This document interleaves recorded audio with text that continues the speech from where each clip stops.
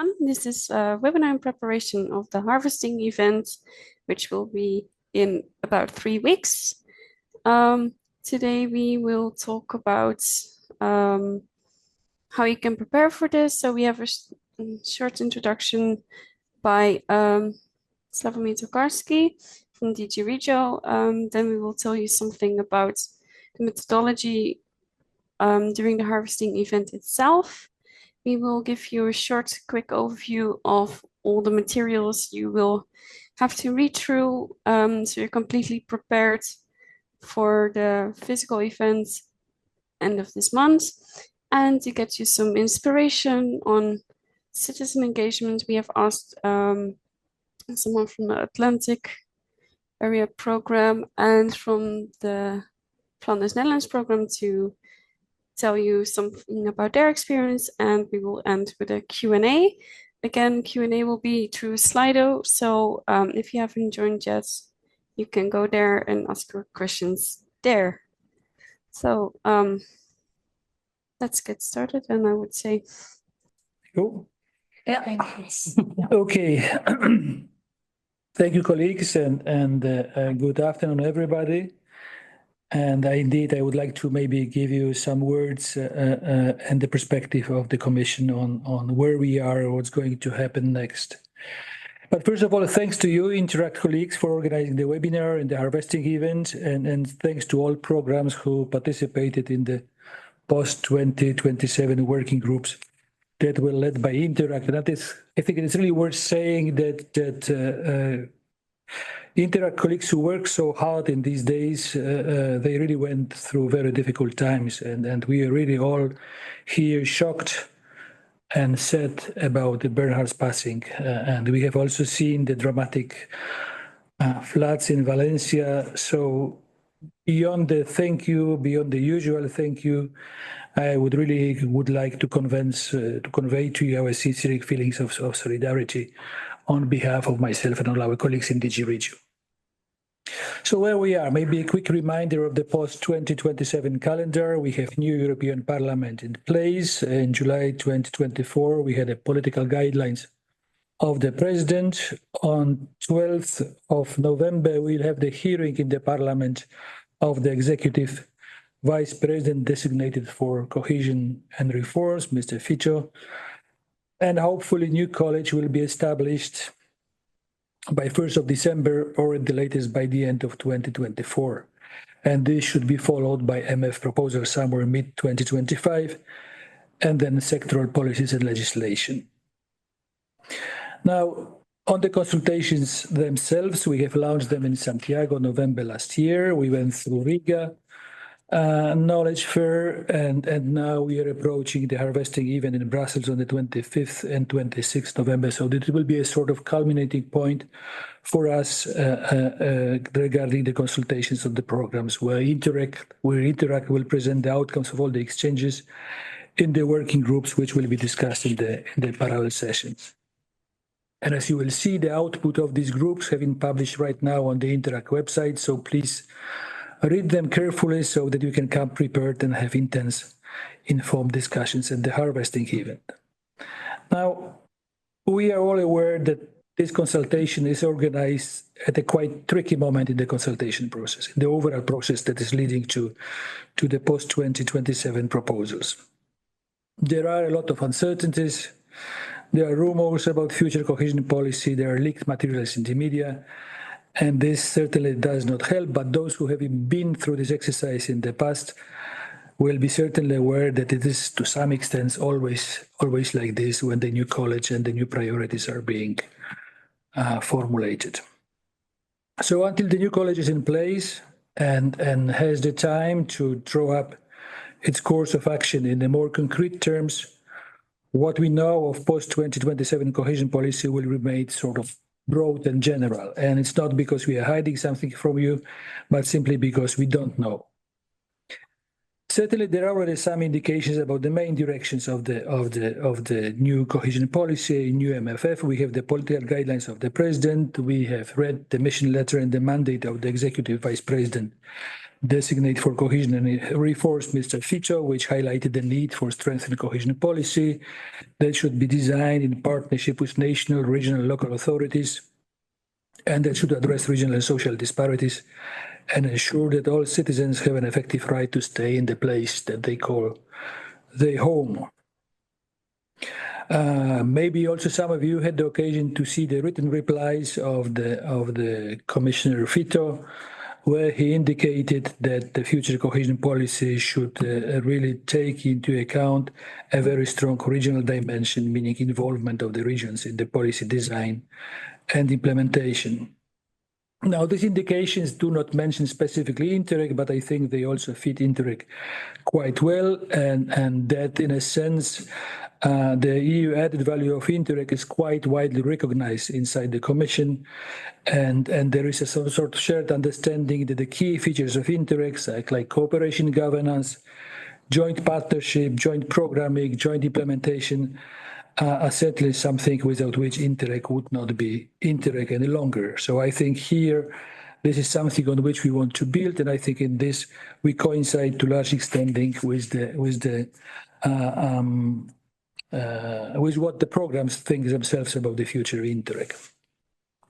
We have more incidents concerning the delivery model for Interreg, and we know that it will be inspired to a certain extent by the RRF and be more focused on link to reform and performance-based systems. But we also know that this all should be adapted to the reality of Interreg. So I see sometimes that you are particularly worried about issues like link to reform and what does reform really mean for Interreg and how this could be within our competence. You're also worried about the performance-based approach. So I would like a little bit to calm you in a sense that we all know that the notion of reform should be adapted to the Interreg reality.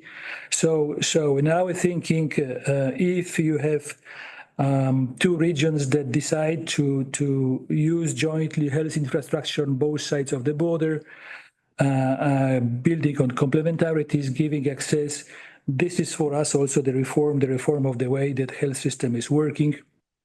And this is something which is within the competence of the regions, of the programs, and this is also something which is quite significant and meaningful for the future to discuss. And I think one could multiply those examples talking about cooperation, the idea of risk management, or fire forest or what have you. So I think there is a quite large ground that we can cover with the notion of the reform, and those reforms will be sensible and within your reach, so to say. And I think there is a similar attitude towards performance-based approach. We have already Interreg common indicators. We have to build on them using this occasion to make them simpler and more efficient. So what next? I mean, we are heading towards the harvesting event, and I think for us the sort of key moment on discussing with you and seeing what you see as the most important elements of Interreg, with what you see, what you think about the novelties that we introduced for 21-27 period, and really we should do our most to use the harvesting event to the best extent possible. And the same regards the consultation of citizens. You might note that in the mission letters to all the commissioners, the president is asking for consulting citizens and youth in the first 100 days of the mandate. So this is something that we already doing in a way. We will take stock of both streams of consultations in the Go25 event. Our intention is to publish a comprehensive output report that will be published, publicly available, and we believe that with the Go25 event we'll make a huge political splash which will bring attention to the future of Interreg, which will convey the major ideas that we have for the future Interreg, and it will happen in the right moment to be taken into account into the whole process that is leading to the future proposals of the Commission. By the way, there will be a ministerial meeting on the future of cohesion policy just a couple of days after Go25, so I believe that the timing is well chosen. So this is something I wanted to say at this stage, and I pass now back the floor to the Interreg colleagues. Thank you. Thank you, DG REGIO. Thank you, Slavek. Next up, it's me picking up on the Slavic thread there about how do we use the 1.5 days we have together in Brussels. So what I will talk briefly about is the methodology. We're going to be very focused on methodology today in order then to keep the discussions on content for Brussels. But first, we want to make sure you're all aware of what's going on. And if there's any confusion or any clarifications needed, it's a good idea to do them now, particularly because we won't start in a plenary moment. We'll start with some announcements, but we won't have a plenary moment to launch the physical event. We'll go straight into the breakout room. So this for us is a good moment to check everyone's aware of what's expected of them, and equally that you know what we expect of you and you know what you expect of us as well, back to make it all work. As kind of mentioned, this has not come from nowhere. This is not a fresh event. We have been discussing this with different programs. Hopefully you've been part of those discussions in one of the 7 or more topics. These came out of the Knowledge Fair in Riga, which was in March 2024. We identified some priorities based on the discussions we had with programs. We talked to DG REGIO about what would potentially be most interesting or most relevant based on what we understood of the future regulatory framework. So performance-based approaches very strongly were advised there is something we need to talk about. And I won't save the rest for Greg's intervention later. But we've had these discussions to develop these 7 priority topics covering performance-based approaches and the future of SCOs, synergies and cooperation. And for this, it's not just synergies and cooperation. There are 2 annexes to this paper on capitalization and macro-regionals and sea basin strategies. So 1 capitalization, 2 macro-regional and sea basin strategies. Territorial instruments, external cooperation, flexibility, adaptability, greener Europe, the future of Interreg specific objective 1. And then my wonderful paper, which is any and everything else, officially called everything else, but it's any and everything else. And you'll see why when we get to the second half of this, where we preview what's going on in the individual papers. But it includes lots of things which you can see on screen there, and we'll talk about again in a minute. In terms of kind of how we've done this, again, we asked you in the registration process for the physical event, if you're coming, what your priority sessions were. Most of you understood we wanted 1 choice per priority. For those that didn't, we managed to make it work somehow based on what you indicated, but we actually processed nearly 700 preferences. We redesigned the schedule to try and accommodate as much of them as possible, or as many of them as possible. 698 out of 680-ish out of 698. So very, very high percentage of people getting all 3 of their priority sessions. If you didn't get your priority sessions, I was in touch with you. Hopefully you got the email to say we can't offer you all 3 things you want. Please make a choice based on the updated agenda, which is available on the website, on the Interreg's website. And we also, hopefully you got this, emailed you last week with your schedule, but I appreciate it was school holidays in many, many countries. I got lots of out-of-office replies. So if you haven't checked your emails from me from last week, from the communication@interact email account, you should have got a personal email with your sessions. If you didn't get it, please get in touch with Severina and I on communication@interact.eu, and we can make sure your sessions you're aware of what your sessions are and the order. We will also be making sure that your name badge is printed with your sessions on, so you'll know exactly where you're expected to be and when. As mentioned, when we processed your priorities, that was what we used to determine how many times things would be repeated. So for Greener Europe, external cooperation and territoriality, we will run these only once. They will be a little bit big, territoriality in particular here, but it's offered once. And then twice, you have the chance to go to flexibility, adaptability, synergies and cooperation, or future of ISA 1. Just to be clear, this is the same session, same content, obviously slightly different discussion because there'll be different people in the room discussing it, but you don't want to go to the same thing twice. You'll hear from us far too much on exactly the same thing you've already heard, and you'll have a slightly privileged position against everybody else in the room because you'll know what happens next. So please, the goal is, and the way these have been structured, is you only go to things once. And perhaps unsurprisingly, I had a small wager at the start of this process for whether or not this would run 3 times. And probably you shouldn't make bets with the person who actually runs the administration of an event. Lo and behold, 3 times we'll offer performance-based approaches and SCOs. So this will run 3 times. So whatever your schedule, you'll be able to discuss this because this was the most sought after session. And there is non-session content, and we will explain on the day exactly how you can feed in to my non-paper elements. We will be using your coffee breaks. We will use your lunch break a little bit as well to come up with some non-invasive, I would say, ways of you actually inputting here without losing all of your networking time. But obviously what we want to do is make sure that anything that we are putting together, you've had the chance to see and input into. So more information about this will follow. These are not going to have a session on additional content. We will do this through breaks by having notice boards that will ask you to annotate and things like that. But the methodology will be explained slightly nearer to the time here, because we wanted to really do is make sure you're aware of exactly what's going on with the content and the papers, and as well the expectations from us to you and from you to us in terms of the sessions themselves.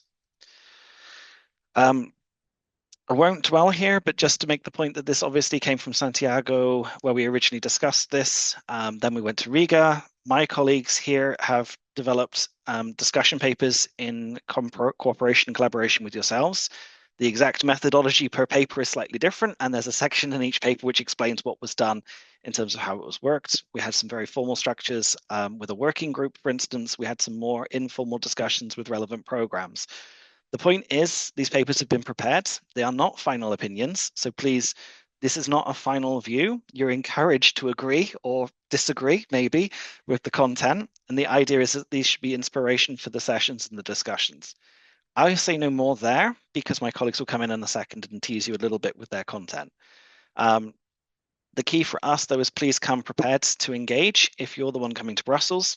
If you're not coming to Brussels to participate in the event, please have conversations with the colleague that is, or the colleagues that are coming to Brussels, because this is the opportunity to have input and have a quality discussion. So we really hope for lots of good inputs in these sessions, which will then be turned into final papers.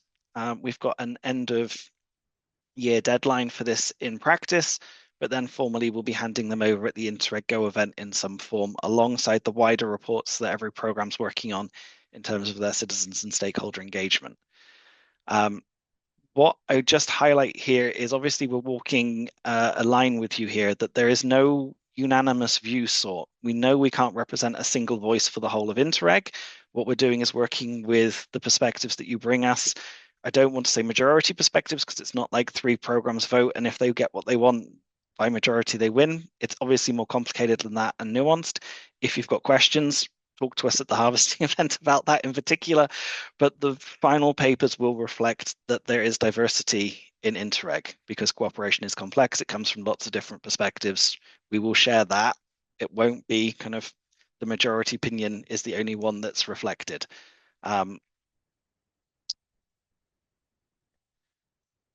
That's it in terms of the general material. We've had our first question in Slido. So we'll keep reminding you, please, if you've got questions, to put them into Slido.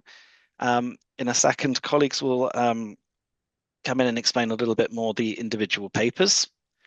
So please, we'll repost the link to Slido in just a second in the chat. Please do click on the link and make sure to ask any questions you've got there. And thanks for the first person to ask a question.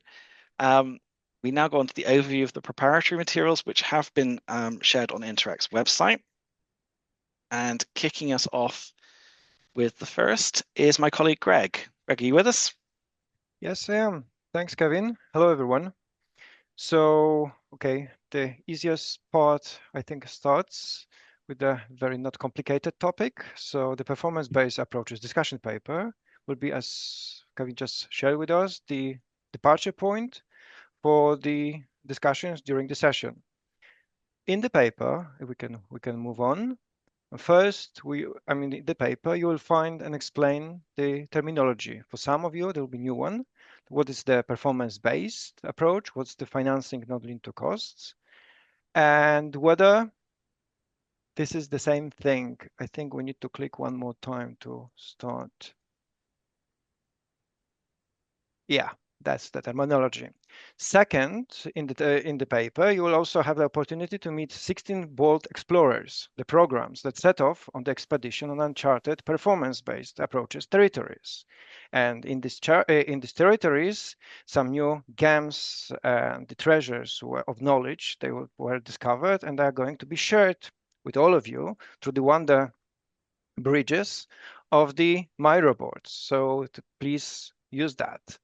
And despite the treasures, I mean, and marveling the wonders of the performance, they reflect, and the explorers, they simply enjoy much the simplifications brought already by the SCOs, and actually they really think that actually this SCOs for the future, this is also the way forward.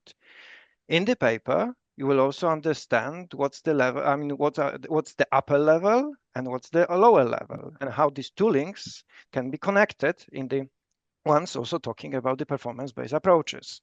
And with the talking about the future of the performance-based, potential future of the performance-based approaches, the paper also discusses the risks, opportunities, preconditions if such delivery methods should be applied for the future of Interreg.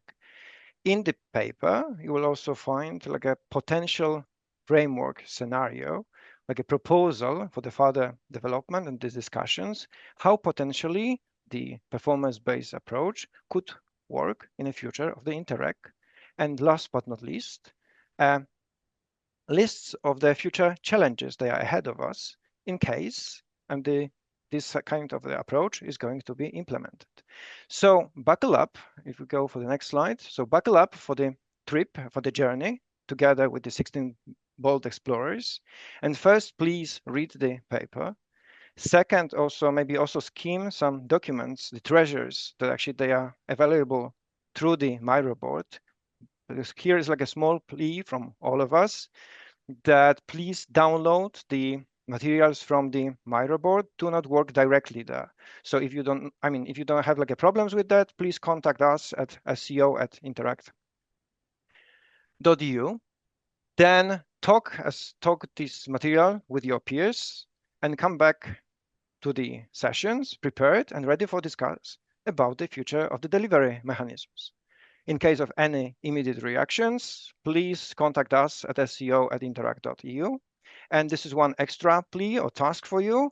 Also ponder on the future of the SCOs, because you will, during the session, you will also, apart from discussing on the performance-based delivery methods, and you will try to also cover the future of the SCOs in Interreg, and you will be also asked to fill in the survey that has been already distributed and fill in with some of your colleagues during last SCO webinar. But we would like to repeat this. We would like to repeat this survey with all of you once again in Brussels. I mean, that's all from my side. Over to you.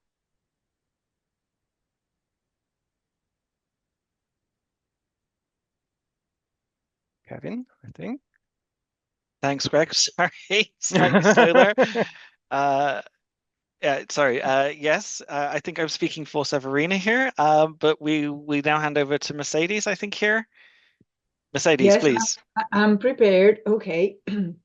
So good morning, everybody. It's a can you see me? Yes. I don't know why. Yeah. Okay. Just it's a pleasure to be here and to explain also about the paper. As you could see, and you will listen to all of us, we have approached the paper differently and we have different methods. But what is important is that we are collecting information coming from you. Okay, so why are we talking about improving synergies in post-27? It is clear that there is a need to increase efforts to be more efficient, more effective, and impactful with the EU funds in the territory. Interreg regulation already in the current period mentions the need of working in synergies across strands, and also the high-level group for the next programming period for post-27 also highlighted the need for synergies and better coordination across funds, policies, and also mentioned the EU semester. But Interreg is not new in working synergies. We are working on that already. Even we started maybe in the past programming period, but for sure now, many programs are already working and trying to find the results of other programs and other funds impactful also in their own kind of results. So we can acknowledge that programs are working in complementarity and are seeing this beneficial. On the other side, Interreg projects are offering valuable insight also to ensure better alignment and cooperation with funds and policies. So we have already a framework that shows that synergies is not new for Interreg colleagues. Well, maybe yes, for other cohesion policy funds. But how could we improve this work in synergies? Because although we've started, there's still room for improvement. And here, please, could you pass the next slide? Thanks. So here we would like maybe to highlight three main points. First of all, strategic integration. Synergy efforts must become an integral part of long-term programming strategy, and not only from managing authorities and secretariats when you design your programs, but also this is a responsibility for the Commission, also when designing funds and the whole policy. So in this sense, if it's integrated as a long-term program, working in synergies would be much more easier. Synergies cannot be solely Interreg responsibility. Other funds and DGs should also be open to work with us. Therefore, Interreg visibility and recognition in the EU landscape should be increased. It is important to highlight that maybe mentioning a reference of Interreg in the other funds regulation could really improve and serve of guidance for them to open the doors to us. Okay, a next step is resource and support matters. Success demands appropriate resources and support. If you speak with any of the programs that already started working on synergies, whatever level of synergies is, they can tell it's a huge work. Dedicated staff.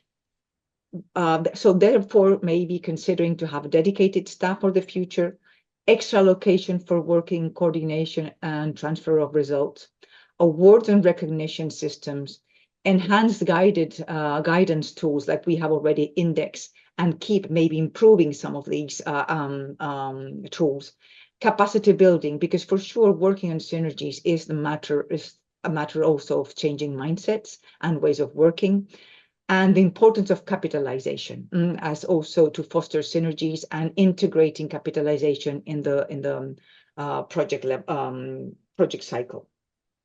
And finally, we have to consider also something that has been mentioned already by Kevin, flexibility and well, he mentioned about flexibility, and I'll tell you why. Flexibility and clear framework. Of course, there's diversity in opinions. No one size does not fit all, and we have to consider the different program specificities and matters. And that matters, sorry. We need clear concepts, need clear roles and clear responsibilities for the stakeholders that are involved in the Interreg, but also for the strands. What are the roles of each strand when working in synergies? Coordinated approach across all levels, bottom up and top down, and a better exploitation of macro-regional strategies and sea-basing frameworks. Also, a better coordination should be with Interreg and investments through jobs and the investment, jobs and growth, and of course, not needed to say with RRF. So, just to end, there's not a common view. Some of these programs are mentioning wanting to have a mandatory approach, while other programs are mentioning to have a more non-binding and guidance approach. So I will ask you all to read the paper and be ready for our discussion in Brussels. Thank you so much, and see you there. Thank you, Mercedes. The next topic is about territorial instruments. So I'm going to pass the floor to my colleague Peter, who will tell you more about that. Thank you, Severina. So basically for territorial instruments, We did also reach out to you. We did interviews with programs using PO5 and also ones that were considering but did not adopt PO5. We looked at the work done by the focus group on the territorial package, Interreg Knowledge Fair. We had some events, so we really tried to gather information from you. And we put all this information into the paper. And what we did was first go back to basically the foundation, understanding again why territoriality is important for Interreg, and also what territoriality is. We looked at all the territorial instruments set out in the Territorial Agenda 2030, and there's a lot of territorial instruments that are available for Interreg, but a lot of them are not used, and some are used by some programs, but not by others. So we did an analysis on all these instruments to see also what the differences are. Then in the document, we analyzed based on your feedback what works well and what is still missing for using territorial instruments and being more community place-based. And then lastly, we tried to look towards the future and define some key messages based on the work that Interreg currently does with all the territorial instruments. So this you can all read in detail in the document. I will not go into too much detail into the content. So we would really like to encourage you to read the document. And for the discussion paper, please also focus on the key messages. So we want to see if these key messages are relevant for you, and also hear if they reflect your reality. So please read the document, go back to your colleagues who are experts on territoriality, and see if they also reflect your experience. And then be ready during the harvesting event to discuss the messages, and let's see if we can get together to clear recommendations for the future. In case there's any intermediate or immediate questions, you can always reach out to me, or if things in the document are not clear.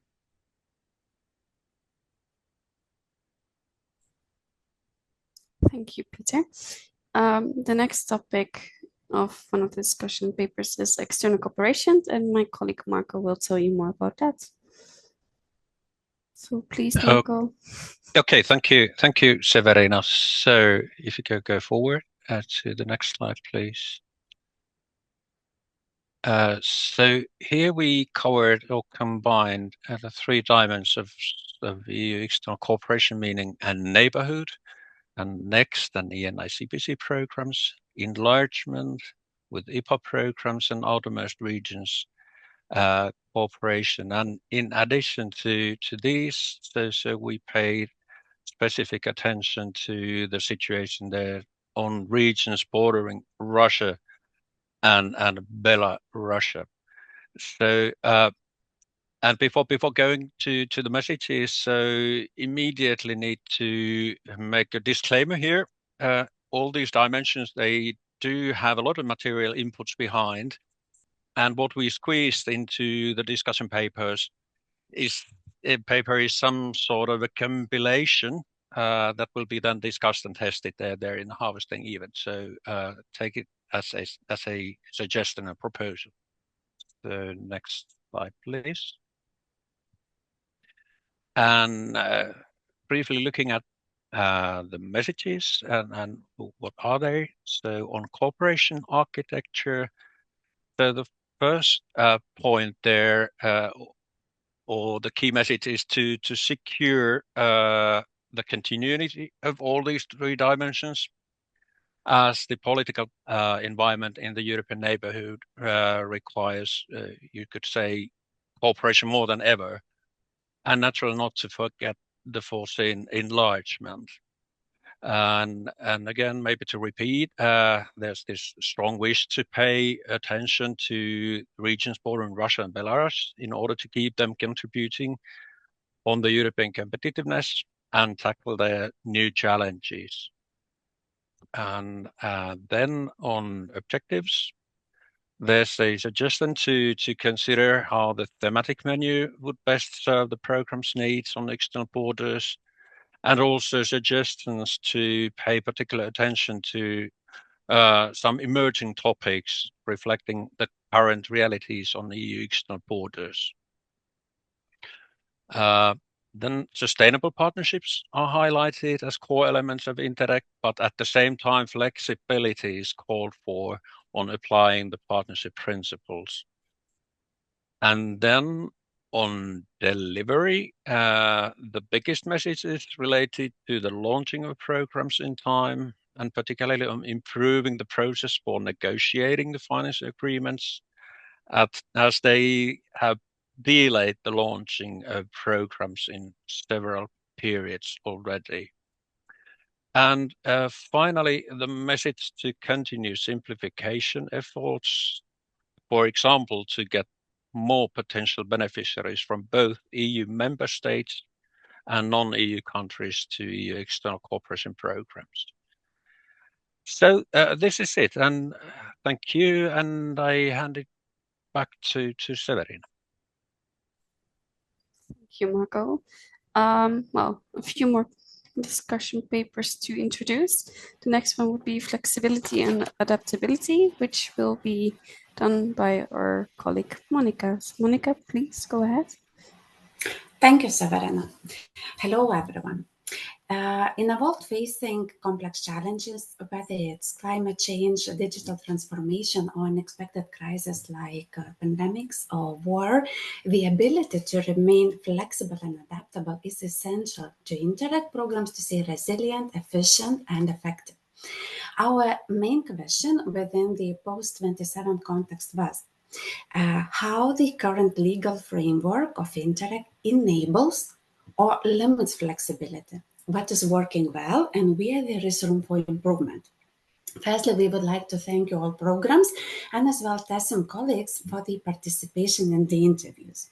Today, we would like to share 5 messages and to start with one precondition for the flexibility and adaptability. It was noted that trust is essential precondition for the flexibility and adaptability. And over the past 30 years, Interreg programs have developed extensive experience in building trust among communities and project partners. Let's move to 3 general principles which are important to consider to approach flexibility and adaptability in a holistic way. First one, all elements of the program framework must consistently allow for flexibility and adaptability. If one part of the framework promotes flexibility while another imposes strict or rigid rules, the overall adaptability is hindered. Second, initiatives aimed at increasing flexibility and adaptability should be also assessed from the beneficiary's perspective. Whether the proposed measures enable more effective local solutions and offer meaningful simplifications and flexibility for our beneficiaries. And third one, while the legal framework and governance are important, also programs' ability to embrace flexibility and adaptability mindset to apply its principles during whole project lifecycle are equally important. After the interviews, we identified 5 proposals to be tested with you during our harvesting event. First one, programs noted that Interreg should maintain its focus on long-term strategic planning grounded in territorial needs with limited capacity to adapt to territorial needs and changing situations. We have 4 more ideas to be tested with you in our upcoming event, but I will not present the rest 4. Just say our general impression we got from the interviewed programs that the current legal framework is generally viewed positively as it provides certain operational flexibility and adaptability compared to the previous programming periods, and therefore stability and continuity of the implementation framework should be safeguarded. Of course, there is some ideas and some space for the improvement. But I stop here. I invite you to read the discussion papers, gather ideas from your colleagues, and let's test the proposed ideas and generate new ideas during our session in the harvesting event. Greetings from Helsinki and see you in Brussels soon. Thank you. Sabrina, back to you. Yes, thank you, Monica. The next topic is Green Europe, and for that I pass the floor to Nicola. Just before we pass to Nico, though, I just will take the opportunity to remind about Slido. Please use this opportunity as well to ask any questions you have on methodology, especially. We do note the 17 questions asked so far. A couple of big picture questions where we want to take advantage of having DG REGIO present. So for sure, we'll come back to those questions as well. But particularly if you have any questions about the methodology or what's going on in the harvesting event, feel free to ask. We've got some nice questions we can definitely answer very, very comprehensively on where the discussion papers are, but we'll answer those in a second. But just a reminder, please, to use the Slido if you've got questions to ask. And now, Nico, please, over to you. Thank you. Thank you, Kevin, Severina. And good afternoon from my side. I wanted to start by sharing this quote from the Shift project to give you a bit of context. It's a quote that we've been using in previous events in this consultation process. And when we're talking about climate instability, well, the tragedy caused by the heavy storms in Valencia this week in our city, where part of the Interreg team is based, I think resonates even more. And this call for action is echoed in every corner of Europe, and we're all facing it in one way or another. So two important messages behind this quote is that through Interreg projects, we are boosting the capacity of public authorities and in their position of holders of the solutions developed by Interreg to solve the challenges that they face and the citizens face. And this consideration goes beyond, or should go beyond, any political agenda.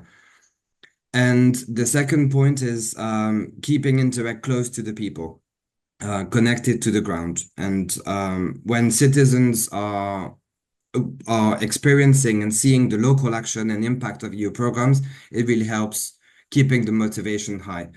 So in this consultation process, we engaged with the interested programs who contributed to the different discussions. And I wanted to bring these key highlights, strong from the extensive experience of the soon 35 years of territorial experience.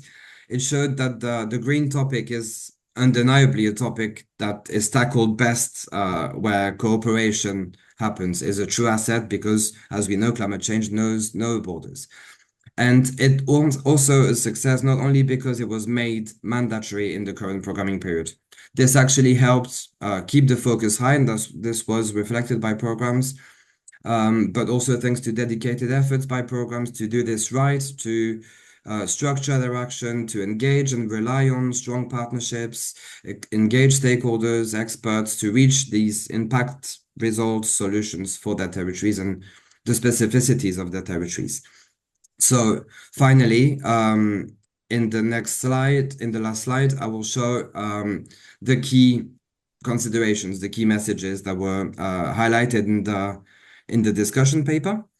And in the harvesting session, we will discuss how we can tackle the green topic, let's say, and all the encompassing specific objectives within it in an even more efficient and connected way in post-27 period.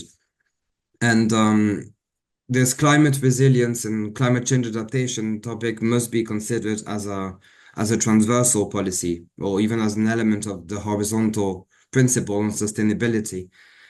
So this was a message that was shared. This call for more useful, tangible links between climate resilience and all the other policy objectives of Interreg, supporting a better integration of the climate dimension into projects.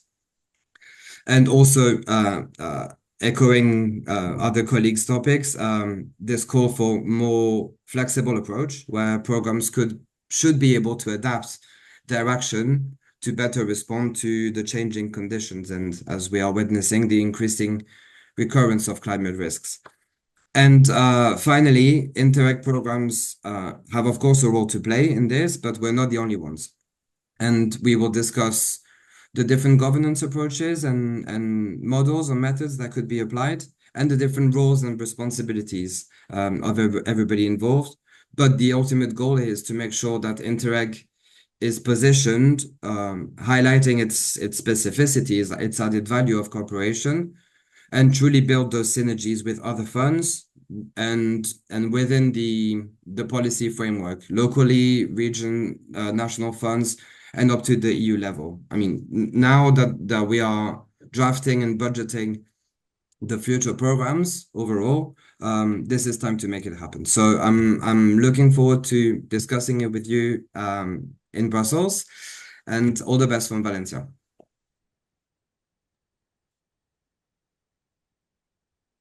Thank you. I'll take over. Hello, everyone. Now, as far as Interreg-specific objective 1 is concerned, and here are a few messages extracted from the discussion paper we prepared. I'll start with a very positive one, which is that we have a good and solid foundation for ISO 1. As you know, it has been selected by most programs from all strands, but most importantly, it's being well and widely used. From the consultations, it seems that ISO 1 covers a lot of relevant governance-related issues, and it is seen of high added value in the current period. And another thing which has been highlighted in the consultation process is the open approach and the flexibility ISO 1 offers, and that is to be kept for the future. However, ISO 1 hasn't reached its full potential yet. There's a need for more guidance, better formulation in the regulation. That was mentioned by most programs. Need for further clarification and examples. Combined with the lack of experience of programs, also with ISO 1 at the beginning, there was, for instance, a bit of confusion between ISO 1, PO5, other POs, and this would have deserved more guidance at the beginning. And all this also meant extra efforts, additional activities from programs to actually get the messages through and get potential applicants on board. In terms of content also, you will find in the paper some suggestions, like, for instance, maybe testing or allowing the testing of and piloting of new solutions under ISO 1 in different thematic fields. Next slide, Severina, please. In addition to this, there's this question on the table about the importance of ISO 1 now and what it serves in the future. Asking programs how to best address cooperation governance in post-27. There's no clear ideal scenario, but some suggestions and discussion here.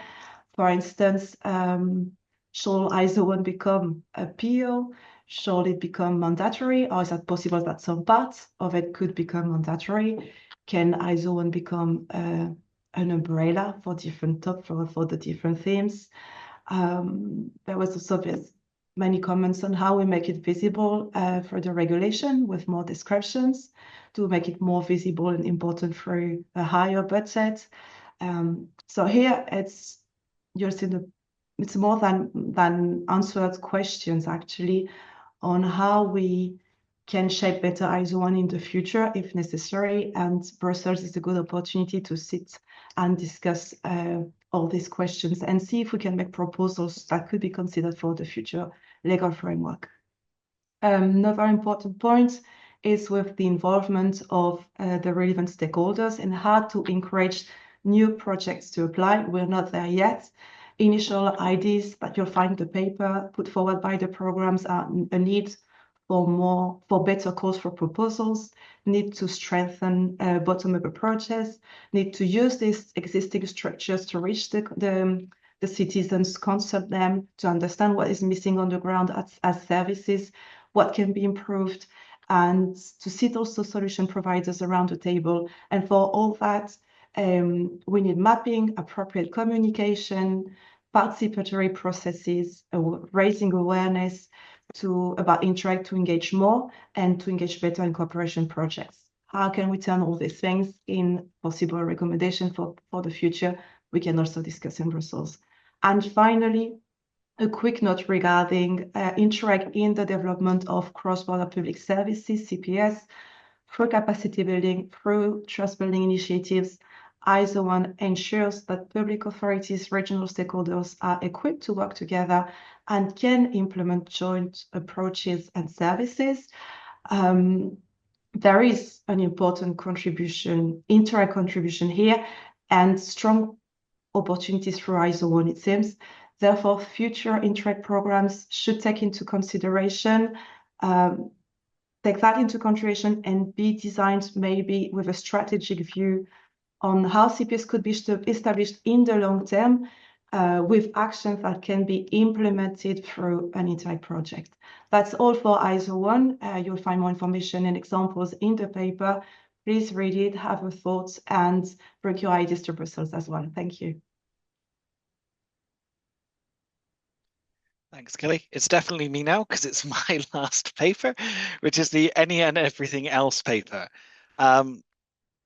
There are 4 pillars to it, for want of a better word.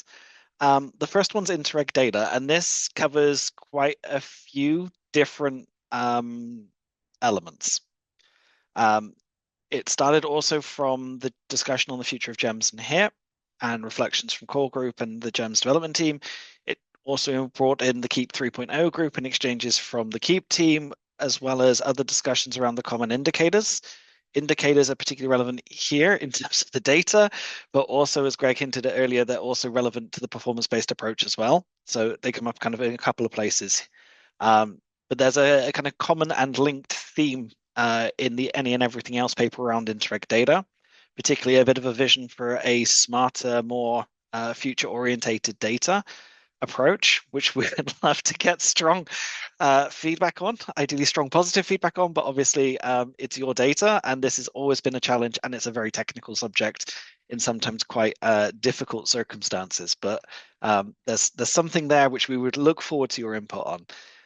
We also had strong feedback already at the Interreg Knowledge Fair. It was fairly unanimous feedback as well, that we liked the harmonized brand, we liked the Interreg logo, we liked using and building from the same identity kit to have a community and a visually represented community.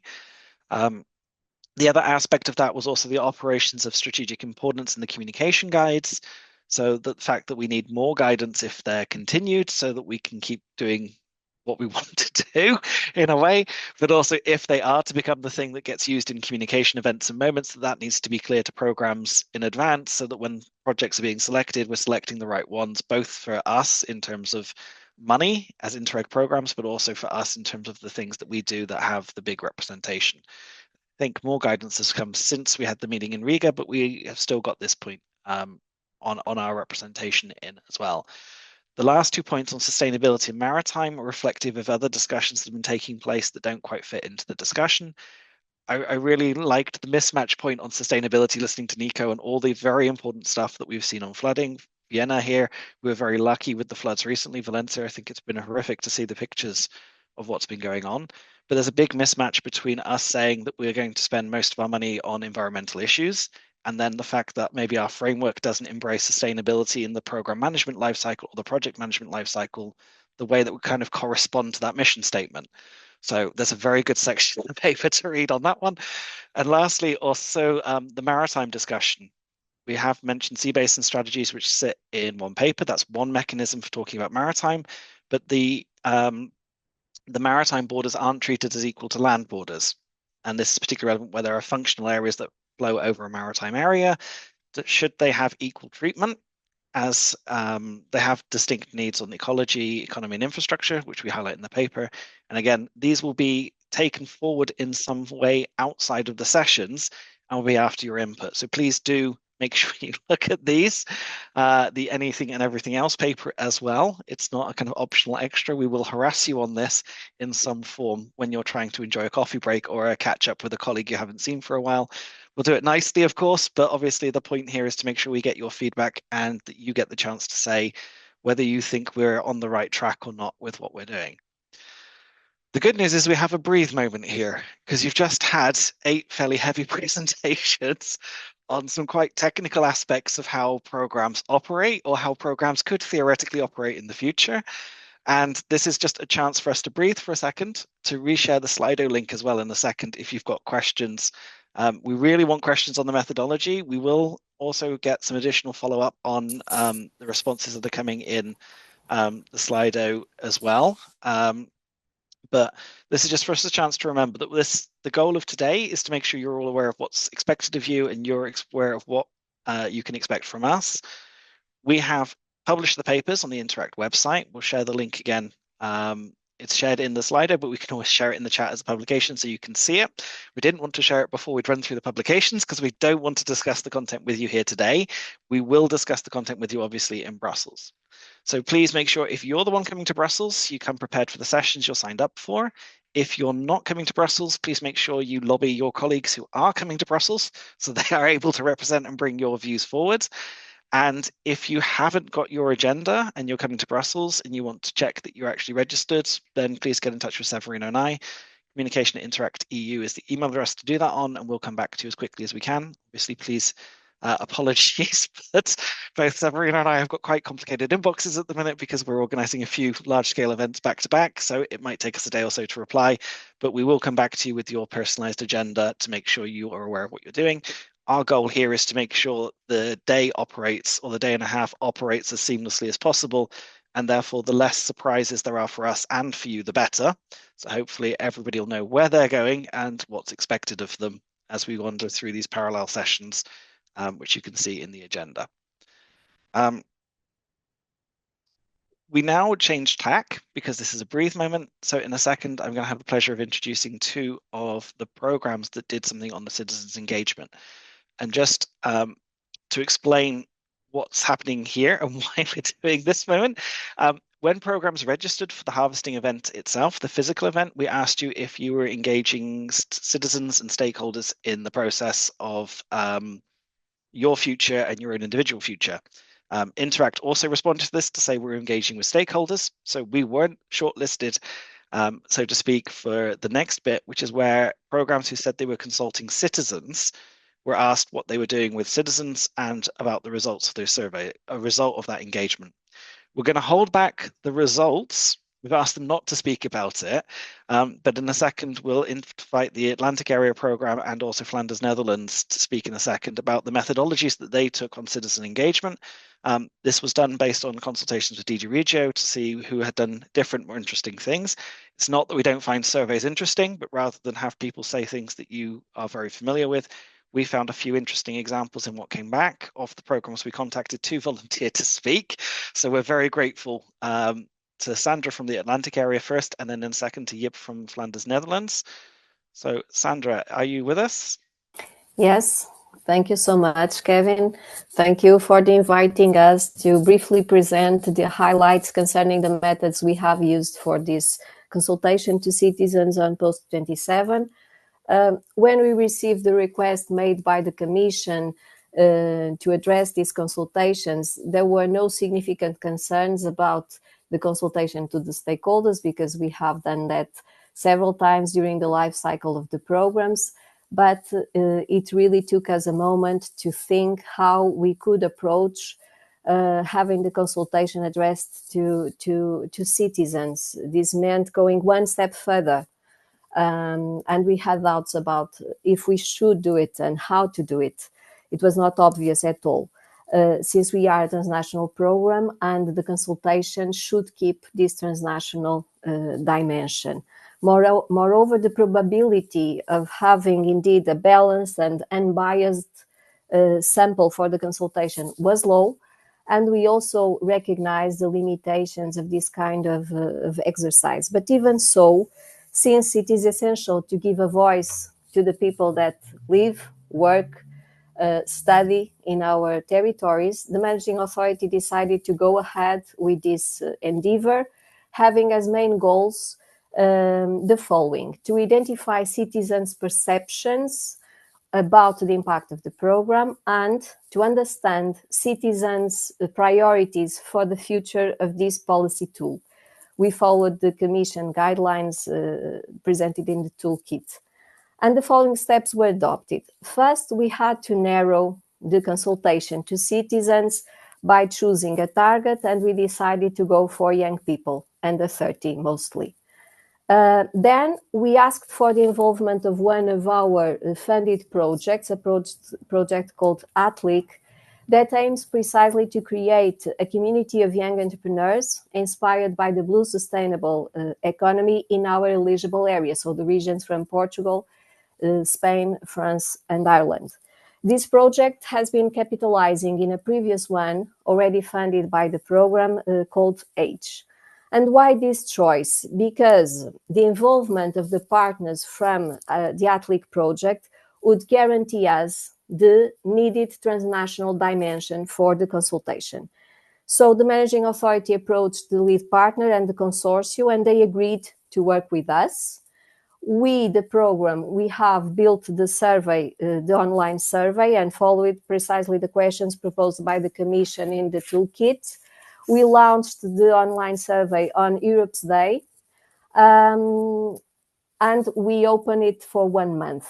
We distributed by several channels, including our website, social media, ATLIC's partners contact list, and this last part was really important to push the response rate. We got 267 answers, which was very, very good since the time span was just 1 month. The duration for the online survey was establishing, considering the fact that we needed the answers to motivate the other method we used for the consultation to the young people, the full day event that is mentioned here in the slide called Building Tomorrow, Interreg Atlantic discussed by the next generation. This full day event took place on 17 June in Portugal in a place called Fábrica de Santo Tirso, and it was a hybrid event. So many young people with us online and online 21 and presentially 46. The full day event was based on the design of hackathon. And now I will ask you, Kevin, to change for the following slide so that you can see the nice pictures we got from the event. The structure of the hackathon was designed based on the insights of the online survey, offering precisely in the beginning a systematization to recall the post-27 consultations and the main goals. The groups were organized to brainstorm and iterate on ideas. So this was an ideation exercise, as is typical from the hackathon structures. We try to improve enthusiasm, maintain the focus of this young group of people by using fun and gamified elements. The role of the mentors, the facilitators provided by ATLIC was really, really important to have this collaboration, communication, ideation without blocking the creativity of this group of people. In the end, the groups had the chance to present their outputs to an audience represented by some people from the municipality, academia, other young people, and the JS staff. And we concluded with an open discussion between this group of people and the Vice Rector of University of Porto, responsible for entrepreneurship and knowledge valorization. It was really interesting to see the engagement between her and this group. The event, the hackathon, allowed us to complement and deepen the insights already gathered from the survey. The answers from the survey were mostly treated with using simple statistic descriptive measures and then artificial intelligence to analyze the open answers. For the full day event, so a qualitative research approach was used in the structure of the hackathon as a focus group, since we wanted to understand the subjective views of this group of young people involved. This was a very good experience. It was very, very nice. And the program is now preparing the output for the harvesting report to be submitted to the Commission. I'm not going to talk about that today as agreed. But I want to stress this. It was a very good experience. We got very interesting insights, and the program would be very interested to have a role in empowering young voices in the Atlantic regions. Thank you. Thank you very much, Sandra. And next, I believe, Jip, you're joining us from Flanders-Netherlands. Yes, 1 second. Yeah. Hello, everyone. My name is Jip. I'm a policy officer at Interreg Flanders-Netherlands, and I have been busy with these consultations. So we also considered doing a survey, and in part we did, but we decided that additional to the quantitative data we would get from a survey, that we also really wanted to have some quality conversations with people to really find out how they experience living at the border, what they like about it, where they are experiencing still some issues maybe. So we decided to go stand on the street and talk to people ourselves. We called these street talks based on the questions in the consultation toolkit. We made a conversation guide that we could use to talk to people, but we really wanted these conversations to be organic. So really, we just started talking to people, asking them if they like living where they lived, if they noticed living at the border, and then slowly start weaving our consultation questions into the conversation. We did this in the summer so that people had a lot of time, so that they weren't busy or stressed, but really, and the sun would be shining so that they would really have a good time. So they were open to talking with us. And we offered to give them a coffee, talk to them over coffee.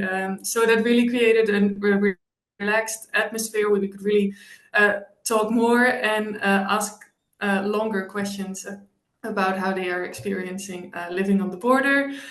We also tried to catch their attention by having an inflatable border landmark, as you can see in the picture. That's me with our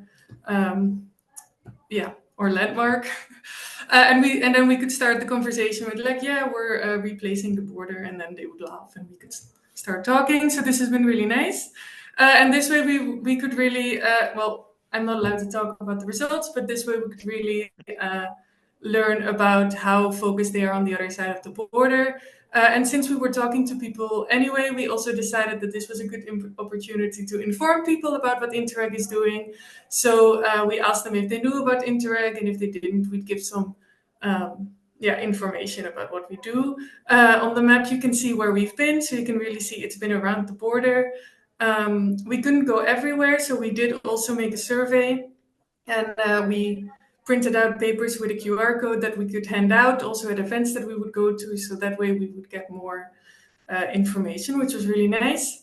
And lastly, we also went to the Model European Parliament of the Netherlands, or I don't think it's and there they would emulate the European Parliament, and they would also split up in a Regi committee where they also talked about the future of Interreg. So that was really nice, and we also gathered that information. It's been there have been some really nice conversations, and we learned a lot. So thank you very much. Thanks, Jip. Thanks also to Sandra for presenting those. Just from Interreg side, it was really nice to see. We're still processing the additional replies, so thank you to everybody who also sent us information about what you were doing. And just from our side as well, this was obviously a couple of interventions on methodology. So we leave and save some of the other contributions that have come in on exactly what the content was. But a special thanks to Jip as the Ivy volunteer, I believe, from Flanders-Netherlands for joining us, especially to present your work there with your inflatable border marker, and also for Sandra for coming to share her experience there.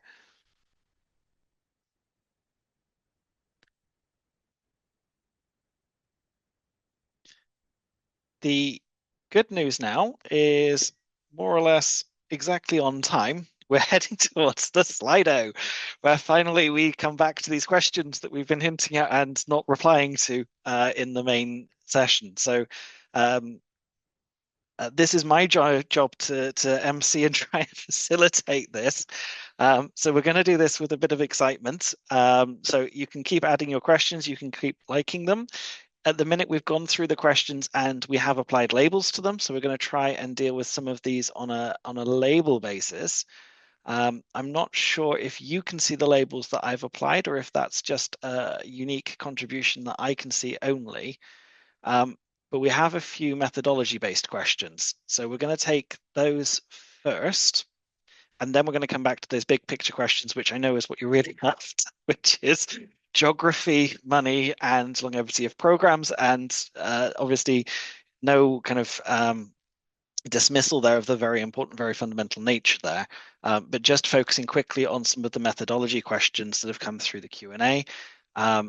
I'm going to do this by sharing my Slido screen. So you're going to see the back end of the Slido. Everyone's answered anonymously, so I don't think there are any surprises here. And this is purely for a logistical perspective, so you can actually see what I'm doing and that I'm not doing this in a mean way or hiding or submitting, suppressing questions. But this is about the fact that we can just deal with some of the methodology ones where we have clear answers on exactly what's expected each way. And then there are some replies and some big picture questions where we will ask if there's anything to add to the comments and the replies that have been made. But firstly, indicators. So as mentioned, indicators from my side is in any and everything else, particularly on the use of the common indicators, the exchange we have with the European semester unit, particularly my colleague Daniela, who works very closely on evaluation and indicators. So from our side, we've picked up elements of that there. I think, Greg, you as well, the performance base. Yes, but this is something that actually we also, I mean, with the,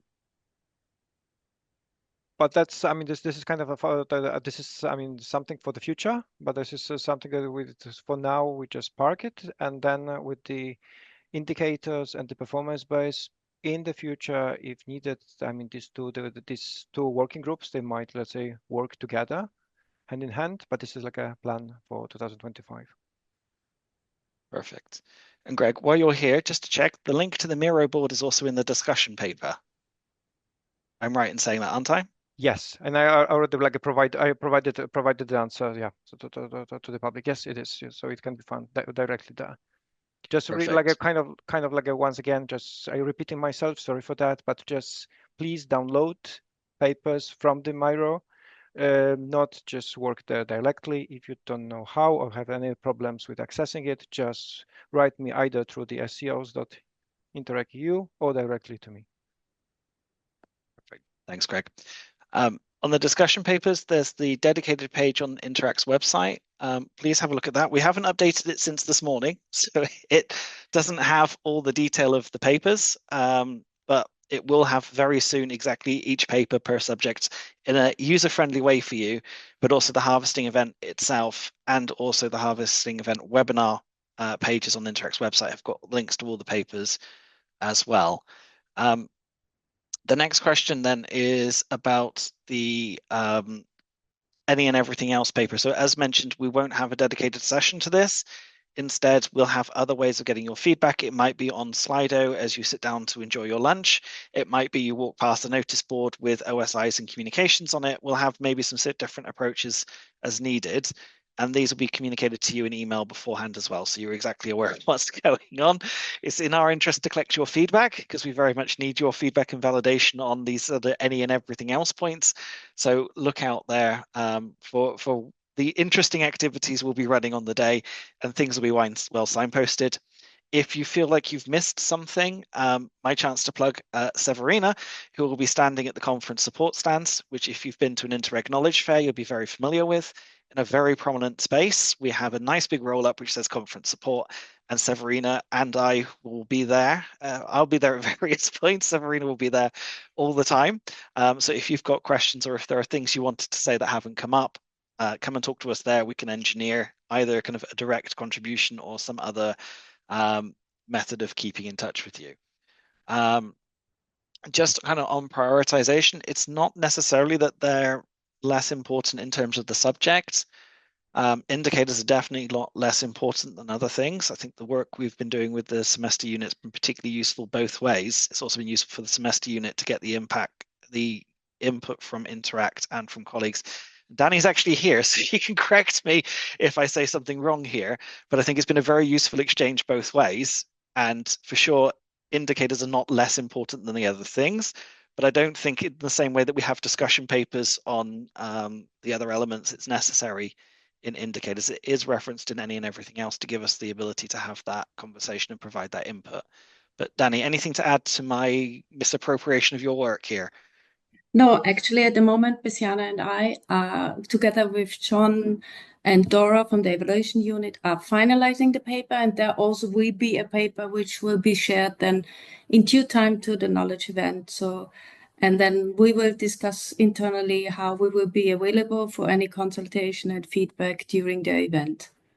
And as Greg said, we are in contact also to see how to merge or where and when to merge the two groups working on performance-based and also on common indicators. So we are working on that. Perfect. That's back to you.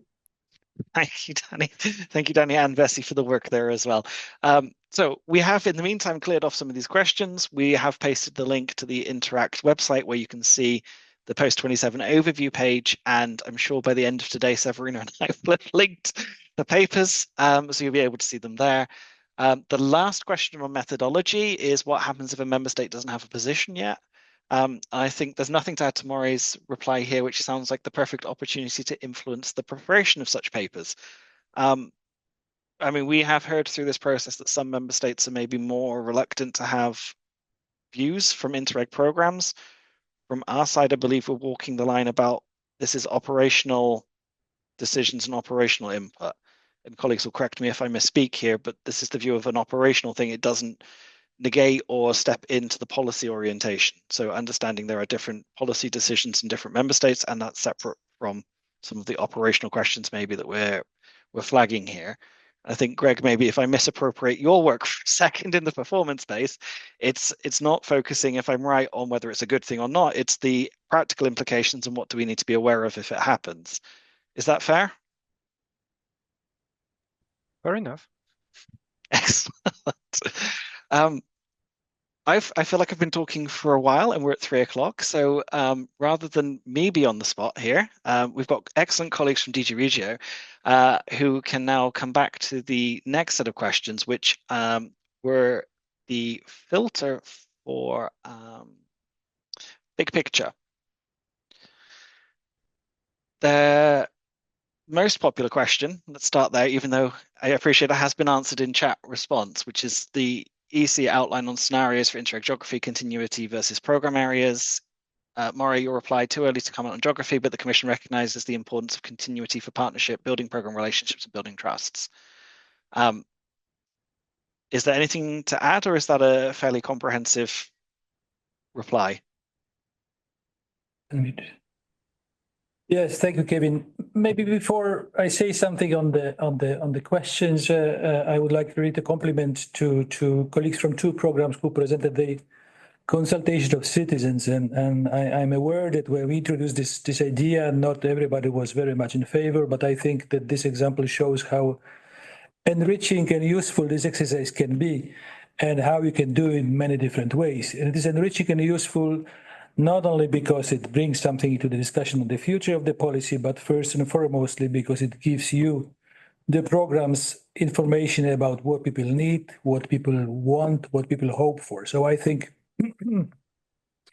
that it is really something that we can all learn, and we can only benefit from the conversation we can have with the citizens who live on our territory.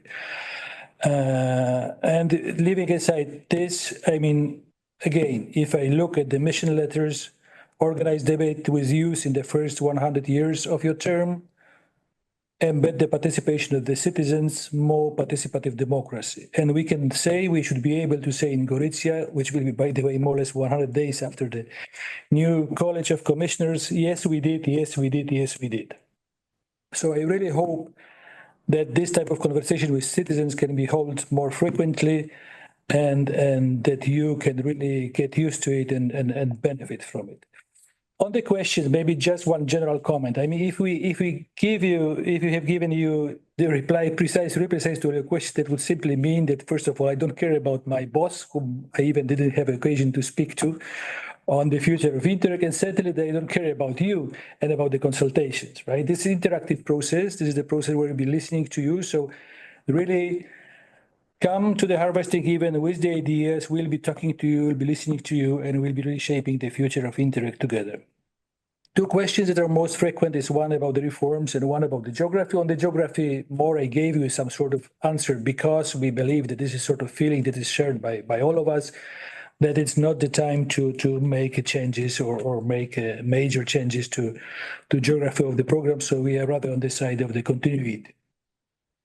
On the reforms, and then again, general on the future of Interreg, I think there are three elements to it. First of all, most of Interreg mechanics work and work properly, and we appreciate the way it works, and we believe that this should remain the future and that we should have a high degree of continuity in how Interreg works. So that's the first point. Second point is that, having said that, we see that there are some deficiencies, some issues on which we should work, be it, too many mirror projects, too few new beneficiaries, too little capitalization. We are all aware of this, and that is something probably that we should address. And thirdly, we have those new elements like linked to reforms and to performance, where we really should make the best to use them for the benefit of Interreg. So no lip service, no artificial constructions, but really looking at the very practical and pragmatic way what this approach can bring to Interreg. And it is clear that there is a different meaning of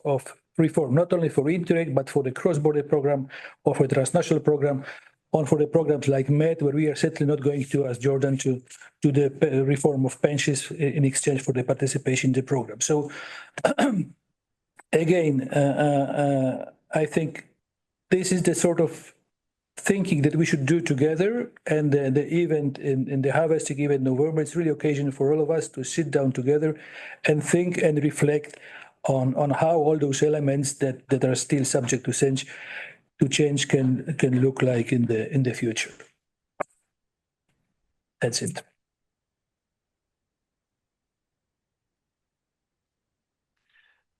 Thanks very much, Slawek. I think that's a good point. There are individual replies, I think, to most of the big picture questions. So I don't think we necessarily need to go through the individual ones unless there's anything that's not covered, but we'll please add extra questions if you're not happy with that approach. In the meantime, flip through the next label, questions and geographies. I think this is in your answer as well, already given, Slawek here. Again, replies already exist about the continuity and the perspective on cutting programs. Methodologies we cleared off. There are a couple of points I wanted just to make sure we covered on advocacy in particular. This is particularly pointed at Interact colleagues. Looking at the crowd of faces to see if someone's going to volunteer to take this. If not, I comment briefly just about some key messages about Interreg for stakeholders and decision makers. I think this will be a very useful exercise. We have the Interreg EU site in its final stages of development and testing. He says, crossing his fingers. So I'm sure within that process, we'll have very quickly something coming together and some more communication exactly about what that is. And obviously, the Interreg Go event, as Slawek has mentioned, is a big signpost moment about key messages on what Interreg has done over a 35-year period. 35th anniversary of 35th anniversary of Interreg, 35 years. So I'm sure we'll be having, by the time we get to March, we'll have some good, strong messages there as well, in addition to complementing, of course, your own program messages as well. Mercedes, in the meantime, you've raised your hand up, I think, to come to my aid here. So perhaps. No, I just wanted to understand a bit better the question. Why this, I mean, in which term the person wrote this? Is it because we were mentioning maybe at the same time influencing that other regulations would have Interreg in the other regulations. I don't know, because I mentioned in a way that. So I don't know if that person could clarify a little bit more what that person mentioned. He wanted to, or she wanted to, yeah, mean. She meant.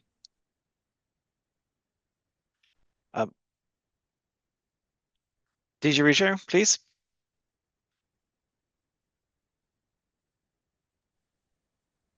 No, we just saw that question about FCBS, facilitating cross-border solutions, but I think More already replied to it. So I think that maybe it's also a good moment to bring what we believe is a good news, that is that the Council finally, after what, 5 years, 6 years, adopted negotiating mandate for facilitating cross-border solution regulations. There was a price to pay, which was turning much more into a voluntary character of this piece of legislation. But this is just the beginning of the negotiations, and we hope that the final shape of this regulation will be closer to what we intended than it is now. Okay, excellent news. So that's very wonderful, welcome news that the cross-border mechanisms managed to clear that hurdle. Just back to questions in front of me right now on advocacy. The second point to deal with, I don't know if the person who wrote the first question wants to volunteer to add more. If not, just to respond to Felix, Interreg, Saxony-Czechia. We were copied to the position paper from the federal states of Germany. We've been asked about collating these. We're looking into exactly how we would do this. We don't see it as a problem. It's just a question of whether it's done on the website and publicly available, or whether it makes more sense to be in a restricted community. We just need to work through the logistics on this, but we don't see a problem with providing a position that they can be held in. Exactly how we would do that, let's see. And in terms of circulating or sharing your own strategy papers, you are welcome. Simona has added to the chat to save me there. You're welcome also to send them to the Commission, who can start receiving them as well. So between Interact providing them or providing a forum which we can communicate, and please get in touch if you'd like to do that. Simona's also inviting you to send them as well into your Commission via your desk officer, I would assume. Felix, you've raised your hand, please. Yeah, just to elaborate on this, thank you first for catching up my question. The paper will reach the Commission via the official channels, via our Ministry for Federal Affairs, for Economic Affairs, sorry. We just wanted to make it more public via the event, so just to gain some interest in the paper on our positions for the future on Interreg post 2027. So maybe can I get in touch with you with regards to the delivery mechanism during the event, or what's the best opinion in your opinion? So one, congratulations, very good promotion of the paper to the 250 people in the room. And then secondly, yeah, please just get in touch with me via email, and then we'll work out how to do this. Again, we've got the conference support stand, which is supposed to be some meeting points. There might be something we can do there, or we can have a look at some of the other options. But for sure, we can make it possible for the people collecting or sharing or particularly interested to make sure they are aware of who's writing them, what they're saying, and how to get in touch with the authors, etc. Connected to that, the third anonymous question here about member states expected to bring national papers. No, you're not expected to bring national papers. And then just to make sure everyone's aware, the harvesting event participants will include representatives from member states and also from non-member states who participate in Interreg. There's no expectation that member states come with papers prepared or anything else. We're interested in your perspective here as also the contact points for Interreg programs. So you're invited as equal members. We look forward to your input as well. That deals with advocacy, and I think we've dealt with the other core ones. The ones I flagged as performance-based synergies, geographies external, they're not ignored. We will take them offline, but your comment was slightly too content related, I think. So that is something that either will be fed in and processed by the Interact team, ready for the event and the discussions in person, or if you want to, you can always reply to your own comments, add a bit more context or detail. And if it's from you and you'd like a response, please add some contact details so we know who it is that we should come back to. But I think we've got some good, clear steering and directions there. I think you sound very familiar with the methodology we're employing for the event. So I'm just going to stop my screen share for a second. I'm just going to refresh to see if we had any more questions to the chat that we didn't label, or if there was anything that came in the meantime that's been particularly popular. I'm looking quickly. I'm seeing everything seems to be covered. So I'm not seeing huge questions. There's a question about will we publish a Q&A? I think we can look to do this. My challenge here is I'm not sure we'll be able to do it in a suitable time frame for this because it takes a while to get the questions and written forms back and forth and signed off by various people. So while we'll endeavor to do this before the harvesting event, it may not be finalized exactly before. But obviously this webinar has been recorded, so anyone who wasn't there can watch it, and the questions are up on screen, the answers are there. And the Slido, I think we can work out how to export that in some way so you can see what was said. From my side, I think that's it. We've covered off all the good questions. We're slightly ahead of schedule, which is no bad thing for an afternoon. So I hand back down to Severina. Yes. So once again, thank you. You're a bit ahead of schedule, which is always good because I guess we're all busy and you all have the papers to read now. Once again, the papers are available on our website. I will check if the link was shared in the chat.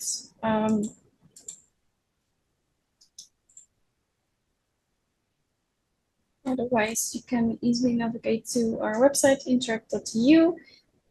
They will be there available in the library and in the page webinar. And of course, for those who we will see in Brussels, we're looking forward to it. Make sure you have read it.